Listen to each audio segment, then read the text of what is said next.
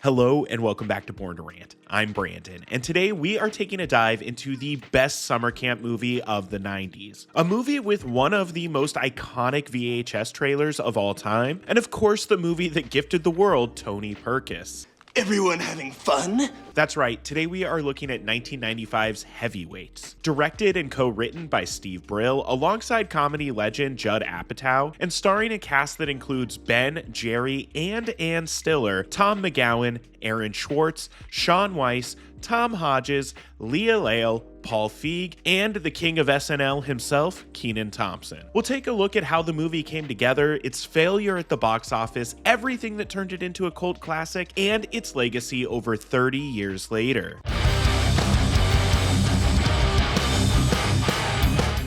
Now, my history with this movie is kind of strange because I didn't own it as a kid, and I have no memory of seeing it for the first time, yet I've seen it dozens and dozens of times and can quote almost the entire movie by heart. It's like at a certain age, the entire movie just got downloaded into my subconscious and has been hanging out there ever since. But I do legitimately believe that a big part of why I know this movie so well is that it has, without a doubt, one of the best trailers of the 90s. Like, it's basically just a 2.5-minute montage of all the best jokes in the movie. Lunch has been canceled today due to lack of hustle. But I remember as a kid, even before seeing the movie, I was quoting things like, The lesson we learned. Don't put Twinkies on your pizza. and I even knew what the Blob was. And this is also one of those movies that really has only gotten better and funnier with time. Like, Stiller's performance as Tony Perkis is an all-time great villain, so good that he would basically play the character again almost a decade later in Dodgeball. But even Stiller aside, the writing for this movie is so solid. The kids talk like kids, the jokes and one-liners are still hilarious today. Oh, look!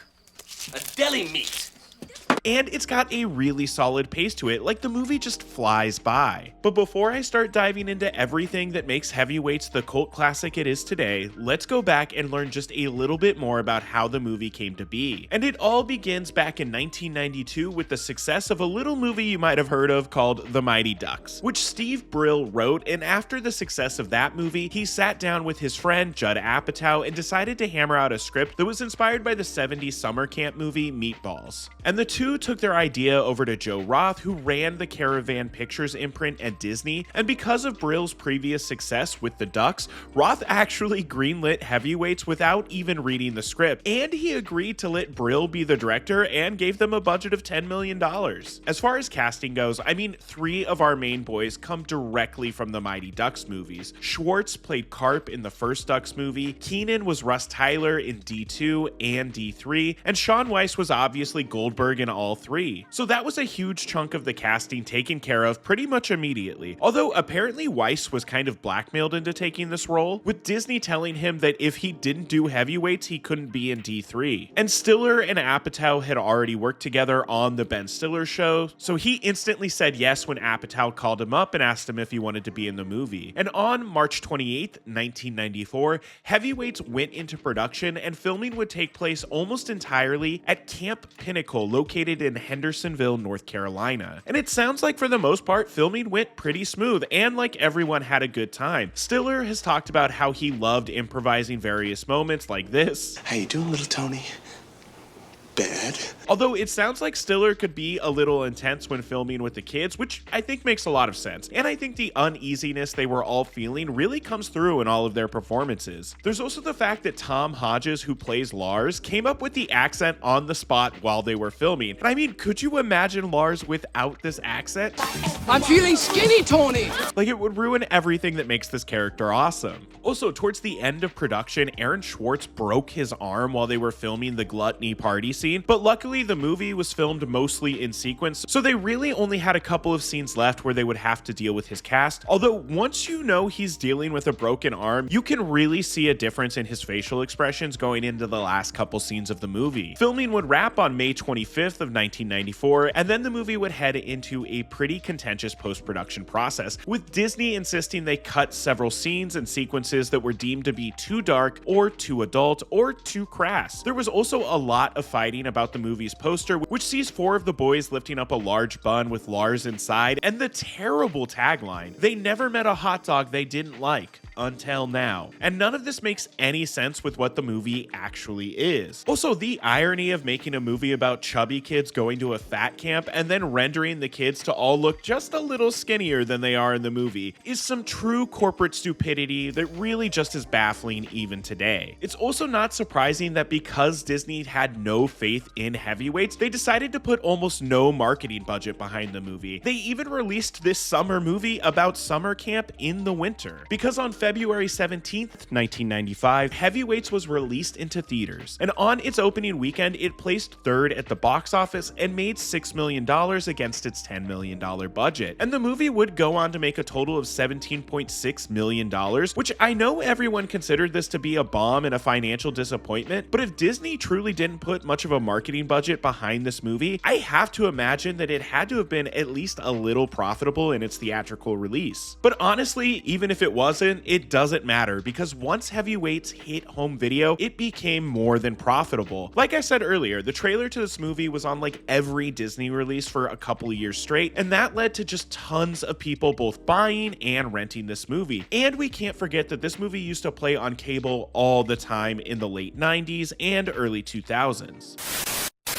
Apologies for the interruption, but I wanted to just jump in and ask that if you're enjoying the video so far, that you take a moment to either like the video or subscribe to the channel. Born to Rant is a completely independent channel, and I use absolutely no AI in the making of my videos. And if that means anything to you at all, your support would mean the world. And with all of that out of the way, I think it's time for us to grab some snacks and a buddy.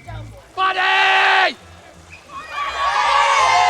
And dive into everything that makes Heavyweights an absolute classic. All right, do it to it, Lars. It's my honor, Tony. So what do I love about Heavyweights? To begin with, everything.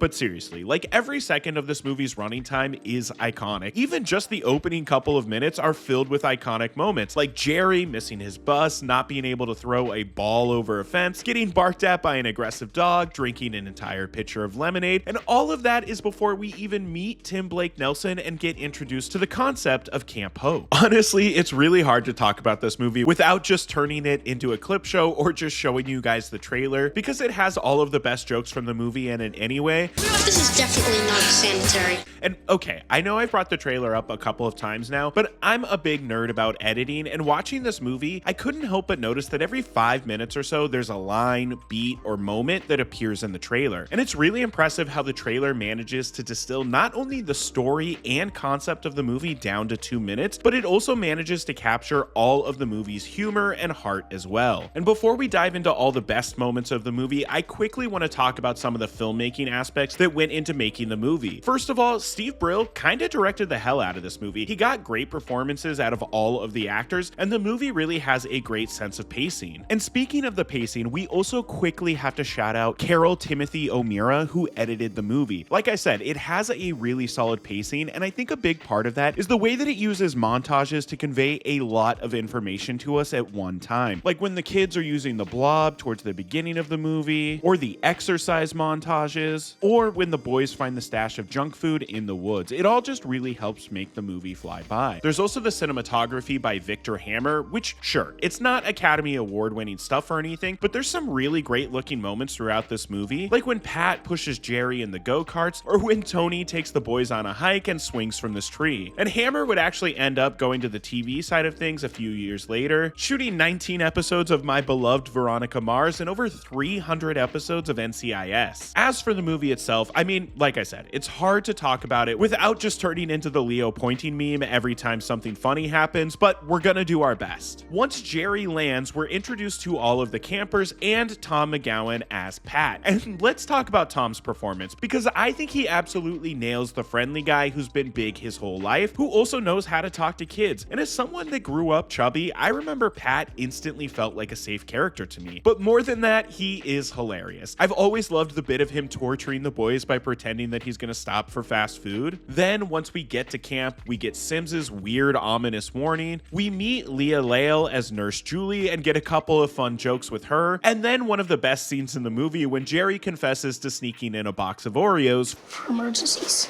and I mean, I think Shaun Weiss kinda steals the entire movie as Josh. He's just so funny and so cocky, and his return after getting kicked out of camp is one of my favorite moments in the movie. But anyway, we're then introduced to the main plot of the movie, that Camp Hope has been sold from the Bushkins, played by the Stillers, to Ben Stiller's Tony Perkis, so that he can shoot an infomercial and turn Camp Hope into a money-making machine. But everything about Tony's introduction is perfect, from his inability to read a room to no one high-fiving him or cheering him on. But my favorite moment is when he says this. Educated entirely by private tutors my whole life. I'm looking forward to interacting with children for the first time. Then it's a fun montage of the kids trying to exercise and being systematically humiliated by being weighed and measured. And I think this is really the stuff that Disney had a problem with. This movie is straight up mean for a minute, and right after the montage, we get another iconic scene with Lars introducing all of us to The body system. Body system? Body! There's then the game against Camp MVP, and apparently this is a yearly tradition. Who the hell set this up and has let it keep going on? Like, what is the point of this game? It honestly would have made more sense if this, much like the dance that comes a little bit later, was orchestrated by Tony to humiliate the kids. But it does give us a couple of great moments and line readings like, What on earth is going on out there? We're percusizing. So after the game with the boys fully humiliated, Tony decides it's not enough and comes into the Chipmunk's bunk and is looking for hidden snacks, which includes one of the best jokes in the movie when Tony finds a Pez dispenser on Roy, and when he empties it, the sound effect is a gun being unloaded and bullets dropping to the ground. And then Patrick LeBrec as Dawson rats out his former campmates, which leads directly into our next humiliation ritual, the dance. And I actually really love how this scene plays out, with the boys on one side and the girls on the other, and Ghostbusters 2016 director Paul Feig's Tim deciding to just start dancing and have a good time, which leads to everyone else joining in before Tony storms in and breaks up the dance. I do love the little touch that this dude gets to kiss one of the girls though. Finally, the boys decide to take matters into their own hands and break into Tony's cabin to see if they can find anything useful to use against him. And this is just a really fun scene. I love Tony yelling at Pat while exercising. I'm dogging it, Pat! I'm dogging it! And then the boys finding all of their letters that had never actually been sent out, which wouldn't withholding mail be considered a federal crime? Shouldn't that be enough? I don't know. I'm not a lawyer. So with that, Tony decides to take the boys on a 20-mile hike and really does his best to torture and terrify them. But then they trick Tony into doing a blindfolded sit-up, which leads to a fun chase through the woods and Tony falling into a pit and the boys reaching It's the point of no return. I also love the way that the adults back at camp react to Tony being kidnapped. At first, they're like, Guys, you can't kidnap the owner of a camp! but then they just decide to go along with it and work with Tony's videographer to make a tape that more or less shows the truth of how awful Tony is. And man, while Tony is locked up, we get some really fun little moments like the boys partying and Tony yelling, Can anybody hear me? and then getting shocked. But it's during Parents Weekend that Tony finally manages to escape, and again, we get more iconic Stiller moments like, Ouch. but then George Bluth Sr. punches out Tony, we meet Tony Sr., and Pat takes over the camp for the final stretch. And most importantly, the boys can now compete in the Apache relay race. And this final race is a lot of fun, even though I'm not sure it makes much sense. Like, how does the kid from Camp MVP keep advancing if he doesn't know any of the answers to these historical questions? Also, doesn't it seem like the kid should have been asked different questions? Also, if this is a relay race, why do the boys have to wait for the green flag to be waved before they start racing in their go-karts? Shouldn't they just have gone immediately after getting the batons from their teammates? But even with all of that silliness aside, Camp Hope wins the race when Jerry jumps over Camp MVP's go-kart. Crazy stunt, by the way. Pat throws the trophy in the lake, and we end with the campers singing the Camp Hope song over the credits. So, over 30 years later, what is the legacy of Heavyweights? Well, personally, I consider it the middle chapter and the obvious high point of the unofficial trilogy of 90s camp movies, alongside Camp Nowhere, which came out a year year earlier, and Bushwhacked, which came out a year later. But Heavyweights is obviously the favorite of those three. It's really gone on to have a full life as a cult classic, and I love how often Stiller and Apatow are asked about the movie in interviews. And I think a big part of this movie's legacy is the insane performance by Ben Stiller. He actually feels fully unhinged through most of the movie, and obviously Stiller is playing a different character in Dodgeball, but he has said he thinks it's totally possible that Tony and White could be related, which would make a lot of sense. But ultimately, Heavyweights is just one of those movies that you can throw on and have a good time with. Even today, like, no caveats, this is just a good movie. But let me know in the comments, which of the 90s camp movies is your favorite? Should I cover Camp Nowhere next? If you have kids, have you shown them Heavyweights? What did they think of the movie? If you've made it this far into the video, thank you for watching, and as always, an extra special thank you to all of my supporters on Patreon and all of our channel members here on YouTube. I truly could not do it without your support. And that's going to do it for Born to Rant this week. Okay, thank you. Bye-bye.